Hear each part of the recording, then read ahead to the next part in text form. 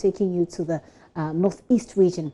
The Interior Minister Ambrose Derry is in that particular region. He's in Nalarugu, which is the regional capital, and that follows reports of increasing gunmen attacks in the area.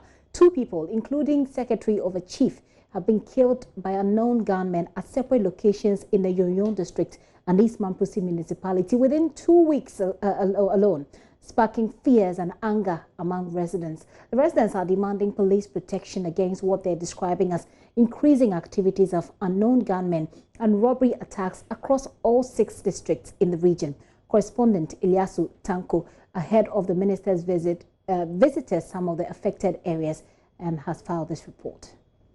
Tears of a family whose breadwinner was killed by unknown gunmen. His 7-year-old daughter, Abiba Armiao, pleads for the police to arrest her father's killers. It was about 9 p.m. on Wednesday night, January 1st. As the people of Bintri ushered in a new year, 35-year-old Armiao Nasigri, the secretary for the chief of the town, was shot and killed. Reports say a lone masked gunman arrived on a motorcycle and opened fire on him at a drinking spot. Ka ndaba yerma ka unirin yeru badama pemba kula e bane baburu.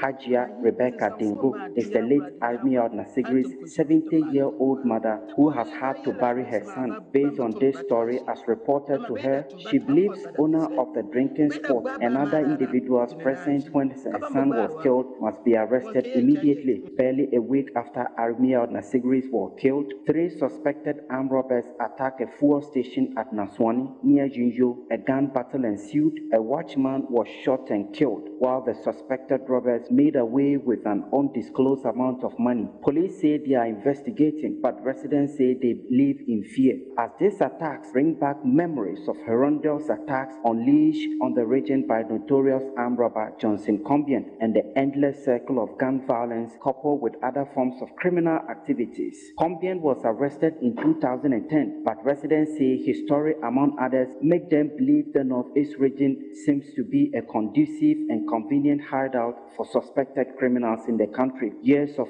underdevelopment and lack of progress, occasioned by prolonged communal disputes on multiple fronts, have denied the people their right to access certain basic public services that guarantee peace, stability, and prosperity. Since 2017, robbery attacks and violent crimes have surged to what residents describe as unprecedented levels in all parts of the region. They attribute this to high unemployment, illegal mining, and smuggling. As they turn to the police for solace, they feel the helplessness of the police in the region, which is woefully under-resourced. Back at the home of slain Chief Secretary, a gripping outpouring of sorrow has become a daily occurrence since his death.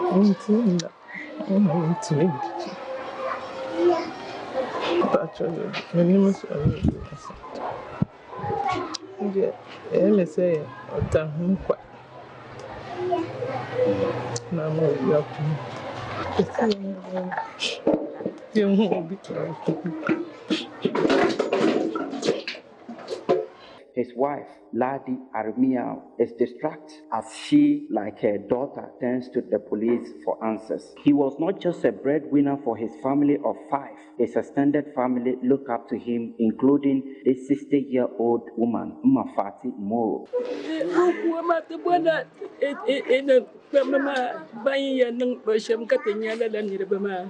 For the rest of the family, they have no plea for the police as they accuse the service of inaction and say they feel compelled to exact justice how they see fit. I don't even know how to talk to you people so that you understand the way he was to me. I can't.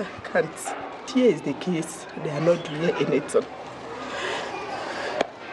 Every day they said they will be doing investigation. We don't even know.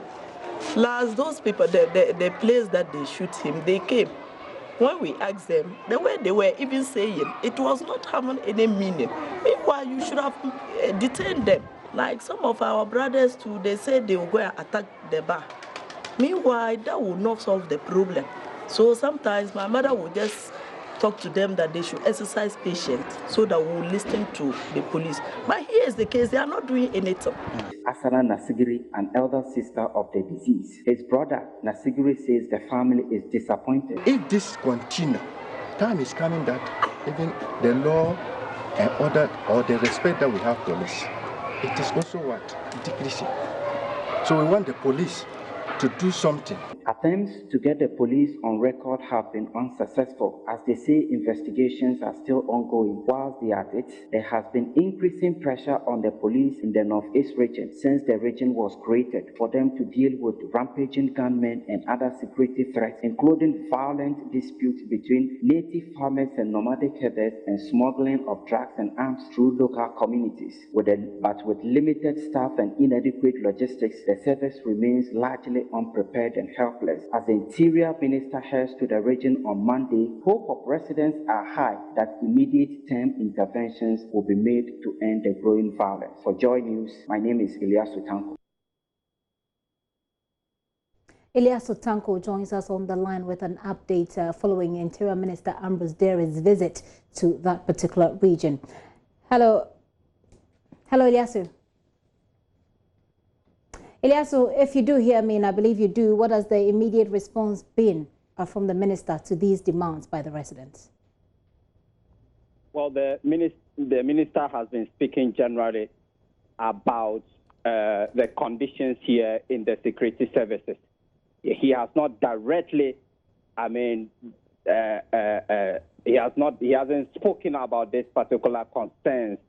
But we are waiting to have an interview with the minister. But what has been happening is that the minister has been visiting the various security services here. He spoke with the immigration officers here. He has also been speaking with the police service here, and currently he's addressing the fire service officers here. So that's what has been happening with regards to the minister's visit so far.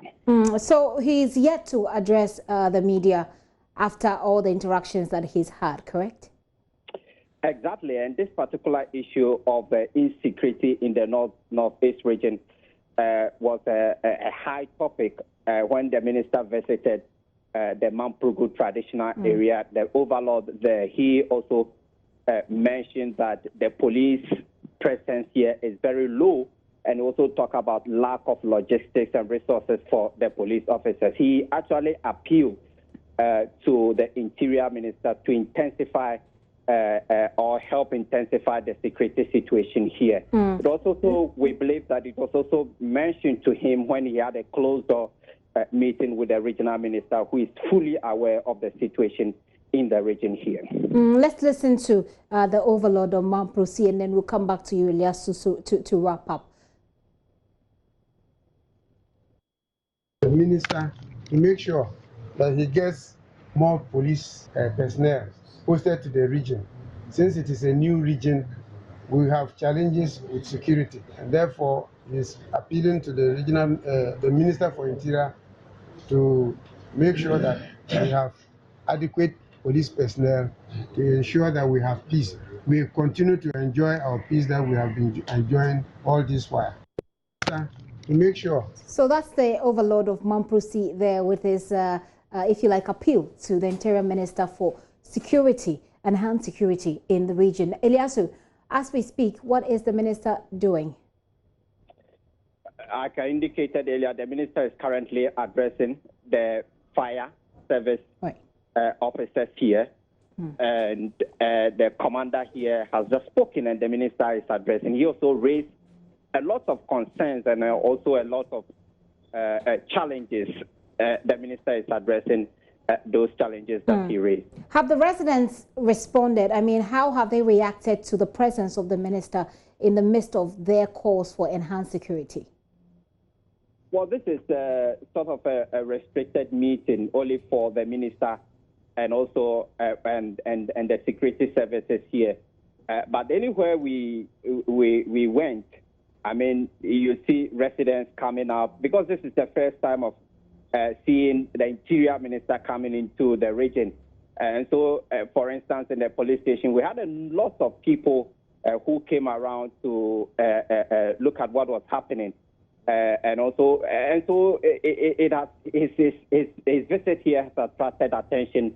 Many people continue to come to look at the minister wherever he goes, especially as we speak. He's currently at the Gambaga fire service. A lot of people have come around, but nobody has been given the chance to address the minister directly.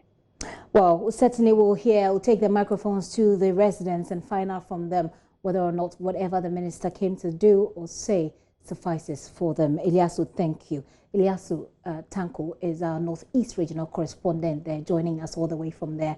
We're still monitoring that tour by the Interior Minister as the residents demand efficient security. We'll bring you the update.